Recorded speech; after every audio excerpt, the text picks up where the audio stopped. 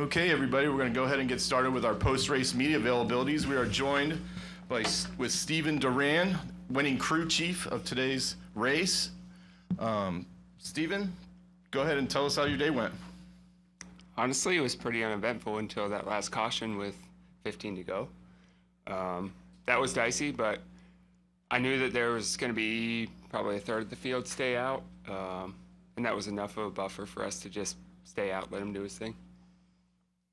Thank you. All right, we'll go ahead and open up to questions, and we'll start up here in the front. Hi, just curious, why was the 88 just so dominant today? Most of it's Shane. We did get the car better. He was not happy with it in practice. We made a bunch of changes for today, and made the right changes, and he was pretty happy with it today and was able to just control the race, save his tires, kind of just manage his gap, and use him at the end when he needed him.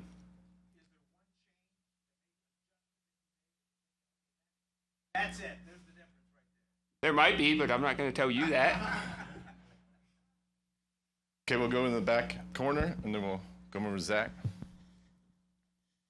Congratulations, Stephen, Brian, Best Burst Media. Was there ever a point in this race that you guys actually felt that one or maybe a couple of drivers were going to have anything for Shane? Honestly, no. A little bit nervous when the caution came out at the end. Just hoping that at least 10 stayed out, and then once we had 13 or 14 stay out, I felt pretty good about it. Okay, we'll go back here to Zach, and then we'll come over here.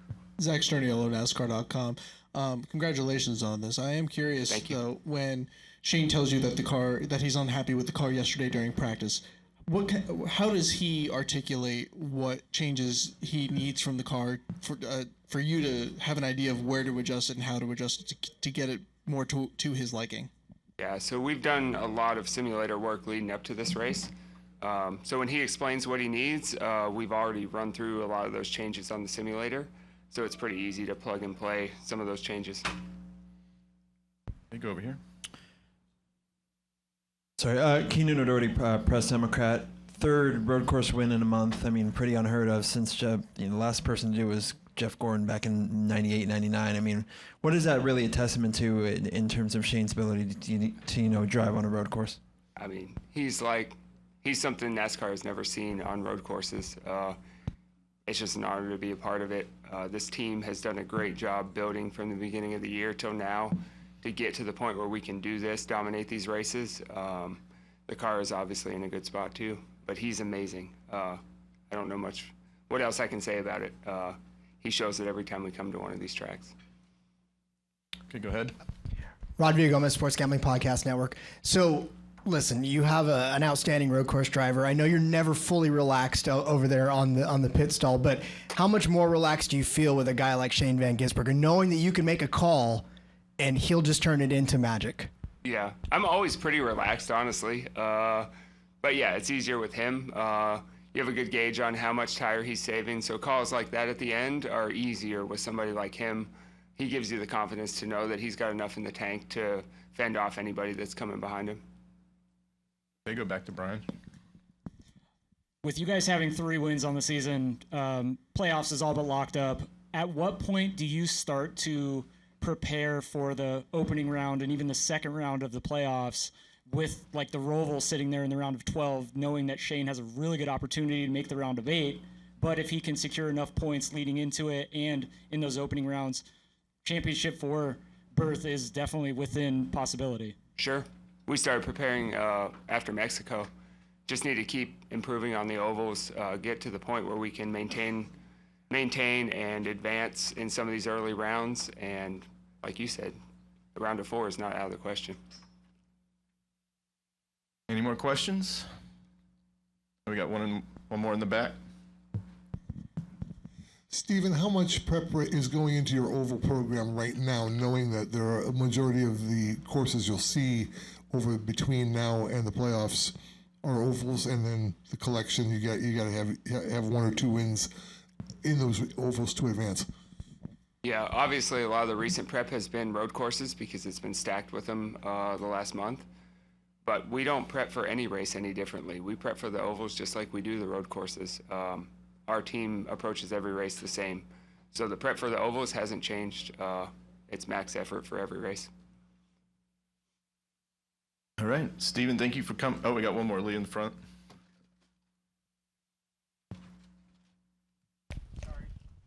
All good.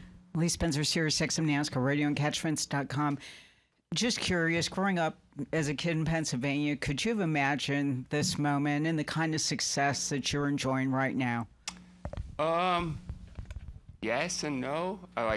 When I was 11 or 12, I kind of pictured myself here, and it is pretty cool to have gotten here. Yeah, pretty cool. All right, Stephen, thank you for taking the time and coming in. Appreciate it. Thank you. Thank you.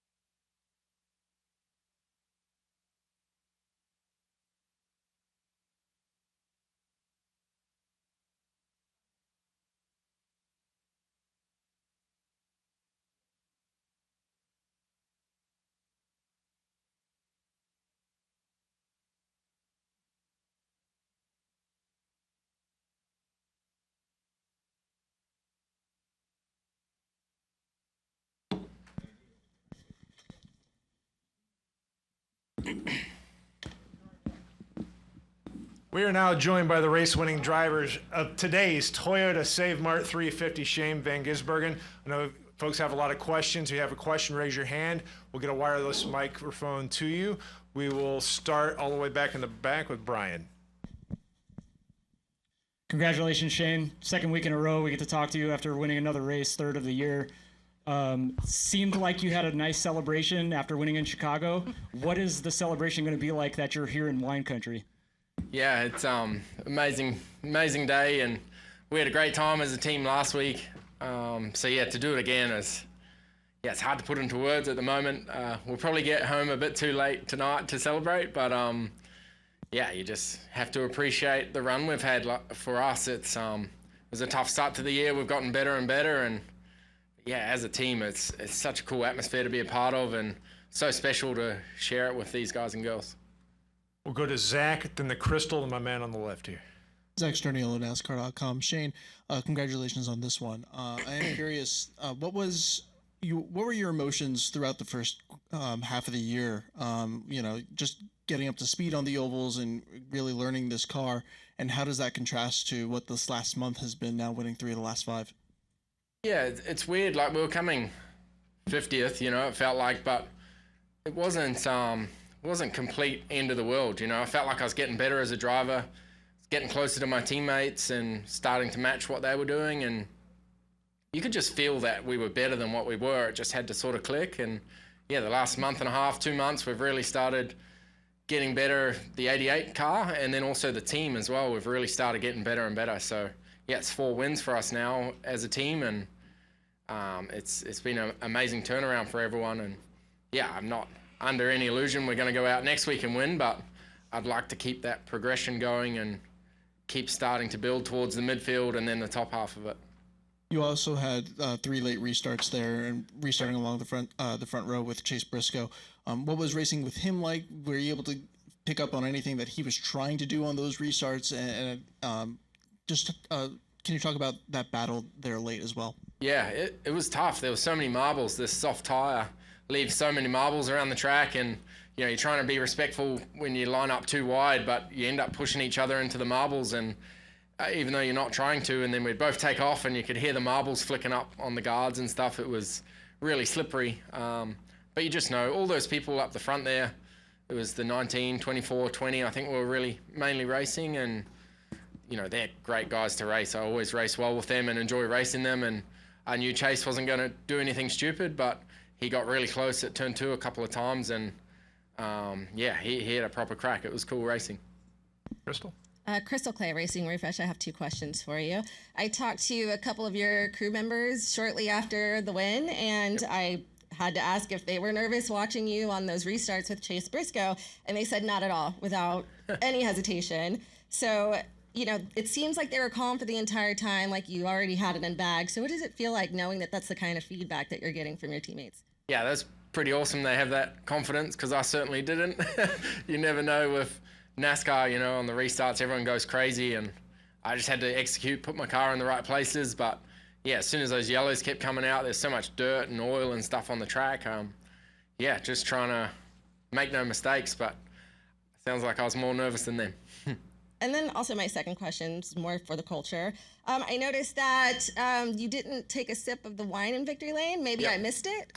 Are you just waiting for a proper Sauvignon Blanc since you're a Kiwi, or was this a choice based off of the sip of Red Bull that you had first? I could see my crew chief's eyes light up when it got handed to him, so I'm glad I handed it to him, and he finished it in one go, which was very impressive. I don't know if he's been in here yet, but he might be talking funny. We'll go over here to your left.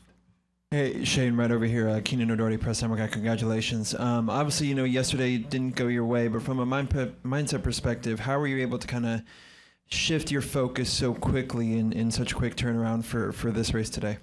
Yeah, it's easy and it's not. It was, as I said yesterday, second sucks, but it was one of the best races for everyone to watch, and I really enjoyed being in it. But I spent bit of time debriefing with myself what I could have done better, what I needed from the car, and then as soon as I got at the hotel, I'm switched over looking at SMT and qualifying stuff for Cup and trying to make Sunday better. It's really cool to race in Xfinity, and I learnt a lot, but Sunday is money day, I guess. Yeah, and then one more question for me.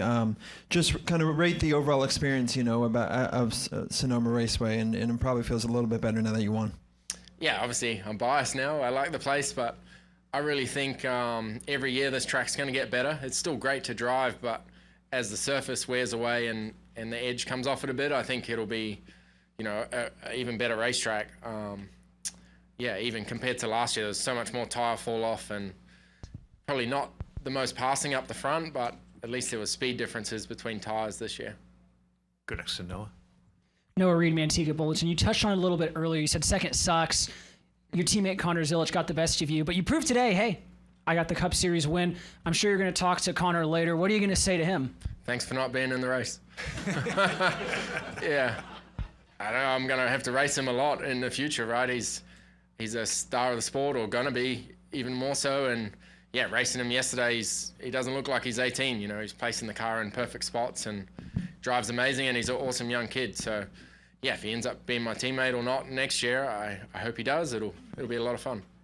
Last question for you is, you mentioned obviously the progression on the ovals. I'm curious if there's an oval that you either have visited or are going to visit with the Cup Series that you're kind of itching to get that first oval win at. All the left-handed ones. Great answer. We're going to go back to Tom. Thank you, Matt. What was up with the rugby ball, and why was your boot so poor today? Well, I think it went pretty high, but it didn't go very far. That's what we were thinking. Didn't break the wall on pit road. Typical kicker. I'll blame the wind. Yeah. Yeah. Any additional questions for Shane? Well, Shane, congratulations on the victory, and good luck next week at the Monster Mile. Great. Thanks, everyone.